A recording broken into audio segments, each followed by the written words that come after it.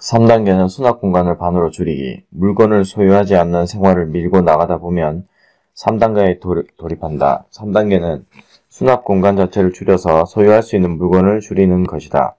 수납 공간이 늘어나면 쓰지 않는 물건도 얼마든지 보관이 가능하다. 따라서 수납 공간을 늘리는 것은 결과적으로 쓰지 않는 물건을 사장시켜버린다. 이제부터는 수납 공간을 줄임으로써 물건의 낭비를 막는 단계로 진입해야 한다. 내가 가장 먼저 손을 댄 곳은 책장이었다. 책장 4개에 읽지도 않은 책이 가득 꽂혀 있었는데 이것을 과감히 1개로 줄여버렸다. 그러자 수납 공간이 4분의 1로 줄었다. 당연히 책을 더 이상 보관할 수 없어졌다. 보관할 수 없다면 읽지 않는 책을 처분해야 한다.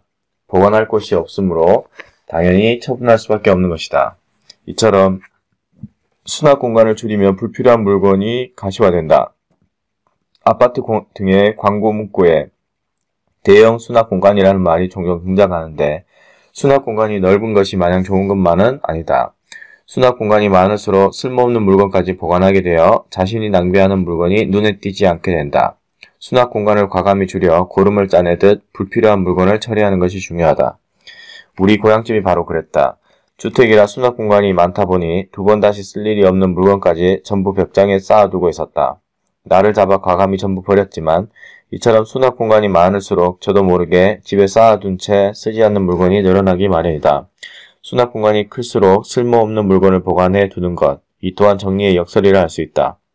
나는 책장처럼 그릇장의 수도 줄였다. 이동식 선반을 처분하고 거기 있던 그릇을 고정식 선반으로 옮겼다. 공간을 비우기 위해 잘 쓰지 않는 그릇까지 처분했는데 그것으로도 부족해 기존에 사용하던 그릇을 다용도 그릇으로 교체했다. 책상 주변의 경우에는 우선 이동식 서랍을 버렸다. 안에 들어있던 서류 등은 서류 정리함으로 옮기고 자질구레한 물건은 앞서 소개한 서랍형 수납함에 넣어 보관하기로 했다. 직장 생활을 시작한 이후 늘 이동식 서랍이 있는 환경에서 일해온 터라 일을 버리는 것에 대한 심리적 저항감이 컸지만 실제로 버리고 나자 생각보다 불편하지 않다는 것을 깨달았다. 그동안 일을 할 때 이동식 서랍이 꼭 필요하다는 고정관념에 사로잡혀 있었던 것이다.